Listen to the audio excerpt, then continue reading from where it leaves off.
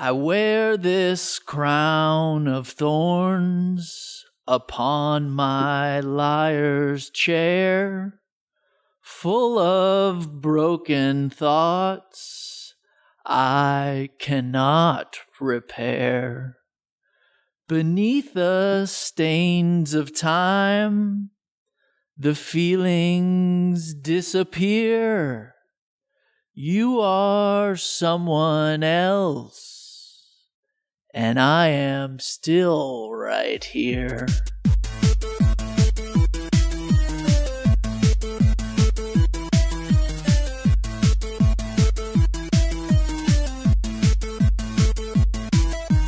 Hello, and welcome to today's Mr. Corpo podcast. The topic for today is what to do if someone totally screws you at work. This topic is incredibly important to me because about 10 years ago, I attended a lecture at Gap Inc. with a special guest speaker who addressed this topic in such a way that it changed the direction of my life at work and also outside of work. Now, I apologize that I don't remember the exact speaker's name, but if anyone listening can tell me, please do so because I would love to set the record straight. But all right, enough context, let's get to work. I want you to think about a time you got totally screwed over. It can be big, it can be small, it can be today, it can be last week, it can be last year, it can be 3 years ago. I don't care. We all have that thing that we carry with us. No matter how long it's been, it still bothers us. I want you to think about that time you got totally screwed, and I want you to describe it to me. I want you to tell me every single detail, every aspect. I want you to tell me exactly what happened. I want you to tell me who was involved and why it made you mad. Don't leave out anything. Okay, did you find that moment? Was there something that came to mind immediately? Was there that one time where you totally, really, truly got screwed over? Or are there a ton of those times? Is there one person who always keeps trying to screw you over? Is there someone who just seems to have it out for you? My point is, you've found your moment. You've figured out who to blame. You've described every detail. You've perfectly positioned yourself as the victim. And therein lies the problem. You are the victim. You've allowed yourself to be negatively affected by someone else's actions. In fact, I would guess that you've almost basked in the glory of being screwed over. You've shared this story with other people. You've bragged about it. You've carried this injustice with you like a badge of honor.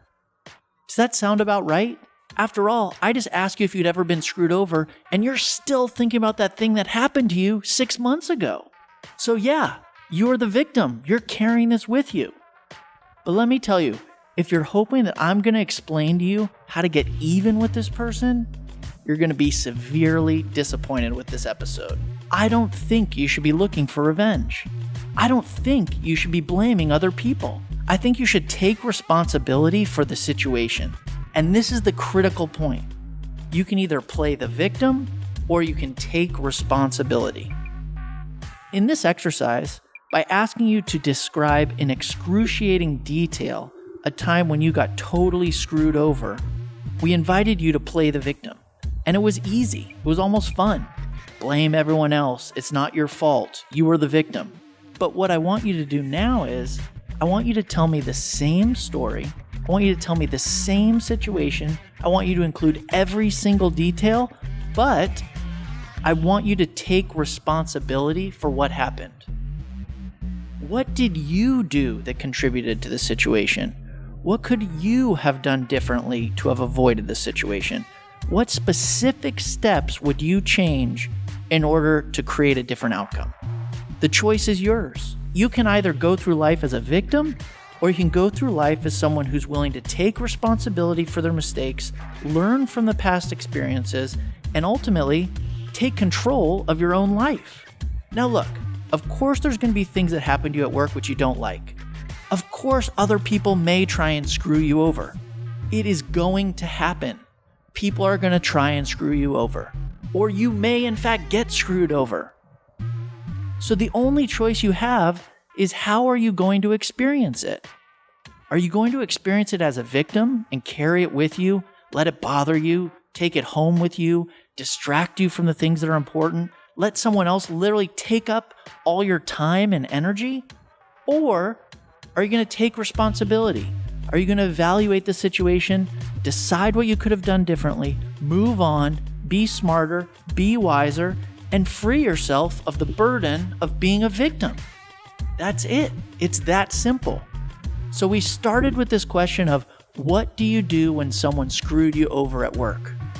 And I may have surprised you here with the answer, which is, you actually don't do anything to that person. You actually don't do anything to seek revenge. You look at yourself first and say, what could I do different to avoid that situation? Or what do I need to say to that person in order to rectify the situation? You've got to take responsibility. That's what I want you to do if you get screwed over at work. And trust me, you're gonna get screwed over. So let me make this real for you. I have to be honest, it's really not easy for me to think of a time when I got screwed.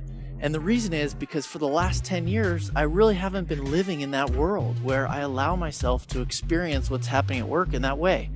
But I want to make an effort. I want to try and show you an example of this. So I'm going to reach deep down inside. I'm going to try and think of some time, somewhere, where I think I got screwed. And the truth is, you know what? I probably do get screwed at work. People are screwing me over, but I just don't experience it that way. And so even if something happens, I try and think, okay, what was my role in that? What could I have done differently? And how am I going to fix it? So the example that comes to mind, I'm not going to tell you which company this is, just for political and my own well-being, but let's say I was at this multinational company.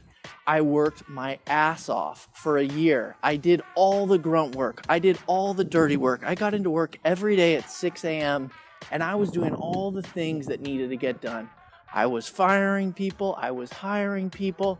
I was doing all the little things, the unpopular things. I was making the tough decisions, the things that were going to set us up for success.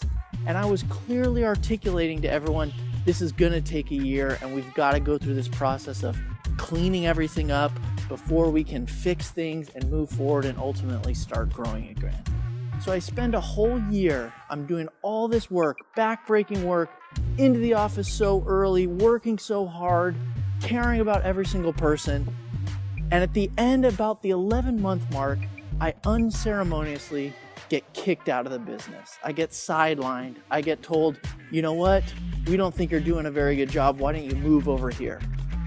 And it was at this exact moment, all my hard work's about to pay off, I get kicked out.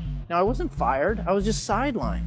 It was at this point that I was either going to be the victim or I was going to take responsibility for what happened. If I was going to go down the victim route, then it was an easy route. I could complain to everybody, say how unfair this is, plead my case, complain to everyone, kind of wear it as a badge of honor and say, yeah, I got screwed, right? And talk trash on people behind their backs. And you all know how that would have gone, and it would have felt good. And other people would have said, yeah, Justin, you got screwed. And they would have reinforced my victimhood and it would have felt great for a moment. But ultimately, where does that lead me? I'm talking trash on everybody. And then ultimately, I'm going to have to leave the company. And maybe I don't want to do that, or I want to do that on my own terms. So rather than bemoaning my luck, and trust me, there were moments when I went home and I laid there and didn't sleep at night. There were moments where it really stung and it really hurt. So I want you to realize that just because I say don't get screwed or don't try and get revenge, it doesn't mean you're not going to get hurt. Things are going to hurt, but you've got to figure out how you're going to process them. Are you going to process them by blaming other people, or are you going to step up and take responsibility? In my case, I decided to look at it and I said, how in the world did they get to a decision to kick me out of this business, to sideline me, if I've been doing all of this hard work and all of the right things and it's starting to pay off? And what I did when I looked at that is I realized I had been working so hard with this immediate team and solving all these issues that I had stopped doing the important work of building relationships, managing up, and making sure I was bringing everyone on the journey with me. My team loved me. The people that saw me every day saw everything I was doing, But the higher ups, the different people that sat in different countries, they couldn't see all of that. They couldn't hear all of that. And I remember throughout that year, specific moments where I thought, I probably should make that extra effort to stay up late and call someone. Or if I'm visiting you in another place, I should go out to dinner and drinks with you so that we keep up that relationship and we stay connected. And I didn't do those things. I got overconfident that I'm in charge. If I just do a good job here, they'll understand that. The results will speak for themselves. But ultimately, I didn't hold up my end of the bargain. And in that role, I not only needed to do the day-to-day, I also needed to be a leader and a good communicator outwards. And shockingly, when I look back on it, I just got lazy on that front. And ultimately, I can see now that's why they sidelined me. They didn't see the people stuff. They didn't see all of the great morale things that we had done to turn things around. And ultimately, they made this decision. I still am allowed to not think it was the right decision, but I can accept it, figure out what I did wrong, and then that allowed me to let go of it and just move on with my life. And so I guess that's an example I'll use of how I use this idea of victim versus being responsible to work through things that happen to you at work and take a point of view that allows you to embrace it, look at it for what it is, learn from it, and then be better and go on with your life. All right, that took all of my effort to find some way, some reason, some experience that I've had where I thought, you know what, I might have gotten screwed over right there. So I hope that was helpful to make it real. Shoot me your examples in email, hit me on Twitter, whatever the case may be. In this case, I bet you'll probably want to send an email rather than Twitter so everyone doesn't know about it. But hit me up. I'd love to hear your story, talk through it, and if you're struggling with something, let's work through it. So I'll leave it there. That's what it means to take responsibility versus being a victim. Let's throw it over to bonus section. Bonus section, bonus section, bonus section, bonus section. All right. Hi, everyone, and welcome to another bonus section of the Mr. Corpo podcast. We have a question which is coming from our producer, Rob Schulte. Rob, ask your question. Hello, Justin. I feel like a lot of people start going in when they know that they have Friday off, then they're checked out by Thursday. If they have Monday off, then Tuesday's now their Monday, so maybe they're not moving as fast. Is there something that people should do to still stay productive, but also feel the benefits of not having those days they have to work? My whole philosophy is, if you're not at work, don't think about work. And if you're at work, get your work done as fast and efficiently as possible so you can leave work as early as possible. So I guess I don't have anything to say about holiday weekends other than take advantage of the situation.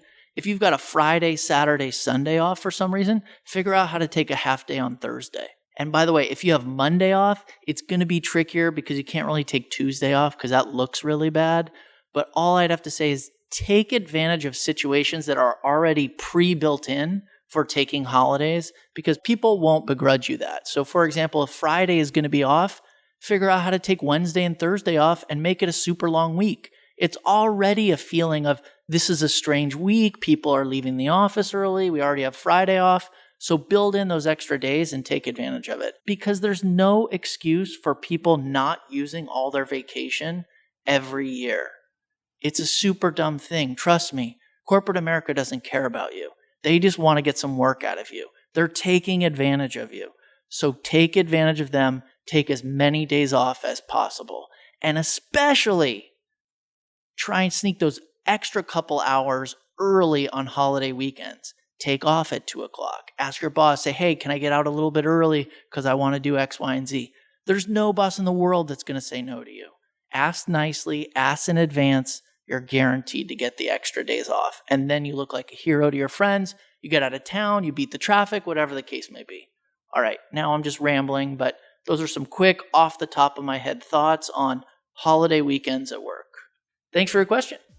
And one last thing I just want to mention, the lyrics at the top of the show were from Johnny Cash and the song Hurt, which was originally written by Trent Reznor and Nine Inch Nails.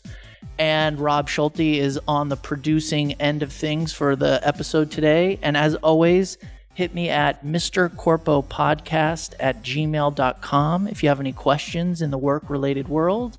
And otherwise, hit me at Twitter at Mr_Corpo. Thanks so much. Over and out.